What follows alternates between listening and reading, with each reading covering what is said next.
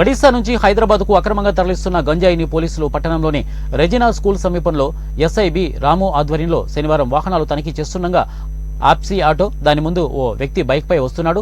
పోలీసులను చూసి బైక్ పై ఉన్న వ్యక్తి వెనుదిరగగా ఆటోను కూడా వెనక్కి తిప్పి పారిపోతున్నారు. దీంతో అనుమానం వచ్చిన పోలీసులు వారిని వెంబడించి పట్టుకున్నారు. ఆటోలో గంజాయి ప్యాకెట్లు ఉన్నాయని గుర్తించి వారందరినీ అదుపులోకి తీసుకున్నారు. గంజాయి 1.52 క్వింటాలు ఉండగా దాని విలువ 52 లక్షలు ఉంటుందని అంచనా వేశారు. పట్టుబడిన వారిని ఆంధ్రప్రదేశ్ రాష్ట్రం అల్లూరి సీతారామరాజు జిల్లా చింతూరుకు చెందిన మక్కా కృష్ణ, హర్యానా రాష్ట్రం హిసార్ జిల్లా దూర్జాన్పూర్ కు చెందిన రామ్జీలాల్, పాల్వంచ నెహ్రూ నగర్ కు చెందిన మక్కా హరిగా గుర్తించారు. వారిపై కేసు నమోదు చేసినట్లు ఎస్ఐ బాణాల రాము తెలిపారు.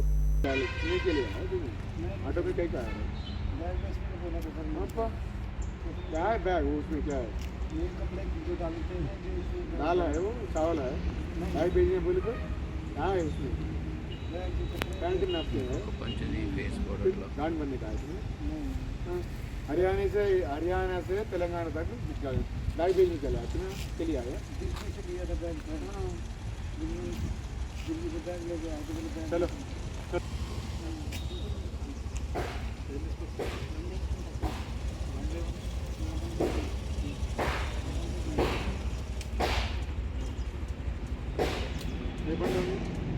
ఎట్లా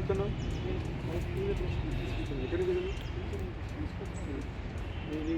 వెనకాల నేనే అవుతున్నా వెనకాల నేనే అవుతున్నా వెనకాల